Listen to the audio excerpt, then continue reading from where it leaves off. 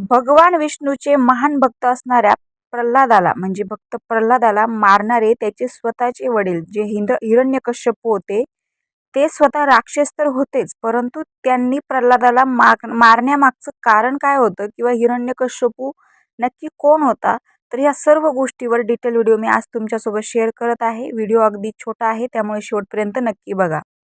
प्रल्हाद हा हिरण्यकश्यपू राक्षसाचा पुत्र. प्रल्हादाबद्दल सांगण्यापूर्वी हिरण्यकश्यपू व त्याचा बंधू हिरण्याक्ष विषयी सांगणे क्रमप्राप्त आहे.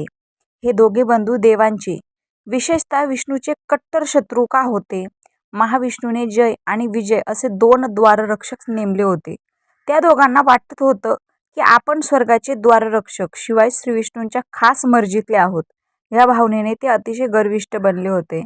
एकदा 4 बालसाधू म्हणजे सनक, सनंदन, सनतकुमार आणि सनतसुजान हे श्री विष्णूंच्या दर्शनास आले होते. त्यांची योगशक्ती पाहून प्रभावित झालेल्या विष्णूंनी त्यांना स्वर्गात प्रवेश दिला, परंतु उन्मत्त झालेल्या जय, विजय ह्या द्वाररक्षकांनी त्यांना अडवून त्यांच्याशी उद्धटपणे व्यवहार केला. ते साधू क्रुद्ध होऊन म्हणाले, तुम्ही भगवान विष्णूजवळ राहू नये एवढे उर्मट का झालात? त्यामुळे जोवर तुम्हाला सर्वश्रेष्ठ ज्ञान प्राप्त होणार नाही, तोपर्यंत तुम्ही पृथ्वीवर भटकत राहाल. साधूंकडून असा शाप मिळाल्यावर जय विजय भानावर आले. आपली चूक त्यांना उमगली. श्री विष्णूची त्यांनी क्षमायाचना मागितली, परंतु विष्णू म्हणाले, हे साधू आत्मसंयमी व सात्विक असल्यामुळे त्यांची शापवाणी खोटी ठरणार नाही. आता पृथ्वीवर जाऊन ज्ञानप्राप्ती झाल्यावरच परत या. दोघेही शोकमग्न होऊन म्हणाले, देवा, आमच्याकडून अक्षम्य चूक झाली. आमच्या अज्ञानामुळे तुमच्यापासून आम्ही दुरावलो तर आमचा निभाव कसा लागेल?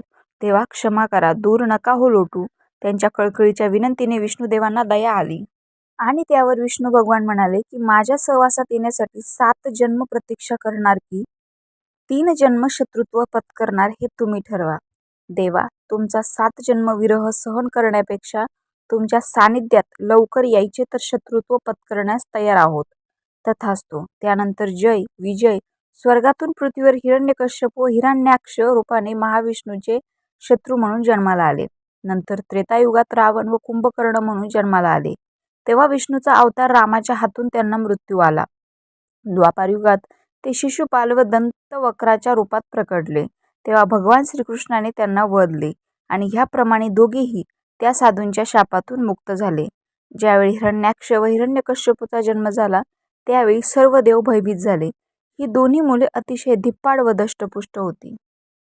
हिरण्यकश्यपूपेक्षा त्याचा लहान भाऊ हिरण्याक्ष अधिक बलवान होता. एकदा हिरण्याक्षने स्वर्गावर स्वारी केली, त्यावेळी सर्व देवगण भीतीने लपून बसले असल्यामुळे त्यांनी वरुणदेवाला युद्धाचे आवाहन केल्यावर वरुणदेव म्हणाले, माझ्याशी युद्ध करण्यापेक्षा भगवान विष्णूशीच लढाई कर.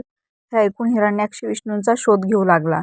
राक्षसांचा राजा हिरण्याक्षला आपल्या शक्तीचा गर्व झाल्यामुळे त्रिभुवनात आपल्यापेक्षा कुणीच श्रेष्ठ नाही ही त्याची दृढ समजूत झाली. तो देवांना तुच्छ समजू लागला. आपणच देव आहोत, आपलीच पूजा सर्वांनी करावी. विष्णूंची पूजा करणाऱ्यांचा तो अतिशय छळ करून नंतर त्यांना मृत्यूदंड देत असे. साधू, संत, ऋषी मुनींचे तो भयंकर हाल करू लागला. आबालवृद्ध सज्जन लोक त्याच्या त्रासाने त्रस्त झाले होते. संपूर्ण धरतीला त्याने त्राही त्राही करून सोडले होते. सर्वजण परमेश्वराचा धावा करू लागले, देवांना विनवू लागले. उन्मत्त झालेला हिरण्याक्ष पृथ्वीवर अत्याचार करत करत इंद्रलोकात गेला. त्याला बघून सर्व देव पळून गेले.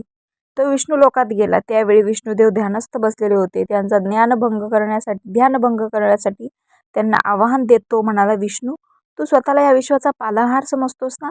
पृथ्वीचा सर्व भार तूच वाहतोस ना? स्वतःच मोठा शक्तिशाली समजतोस ना? तर उठ आणि माझ्याशी मुकाबला करून दाखव. तुझी शक्ती. हिरण्याक्ष जोरजोराने भगवान विष्णूंना लढण्यासाठी आव्हान देत होता. विष्णुदेव मात्र शांत आणि एकाग्रतेने ध्यानमग्न होते. हिरण्याक्षाचा आवाज त्यांना ऐकूच येत नव्हता. हिरण्याक्षने ललकारून सुद्धा विष्णुदेव काहीच प्रतिक्रिया देत नाहीच हे बघून तो अतिशय चवताळला. त्याच्या सर्वांगाची लाहीलाही होऊ लागली. तो चिडून म्हणाला, ज्या पृथ्वीचे तू पालन करतो ती पृथ्वीच मी समुद्रात फेकून देतो. तर अशा प्रकारे या 2 भावांची कथा आहे. आय होप तुम्हाला हा व्हिडिओ आवडला असेल तर नक्की माझ्या चॅनलला सबस्क्राईब करा, जेणेकरून माझ्या या चॅनलवरचे आध्यात्मिक, धार्मिक आणि वारकरी सांप्रदायिक व्हिडिओ तुमच्यापर्यंत वेळोवेळी पोहोचत जातील. रामकृष्ण हरी.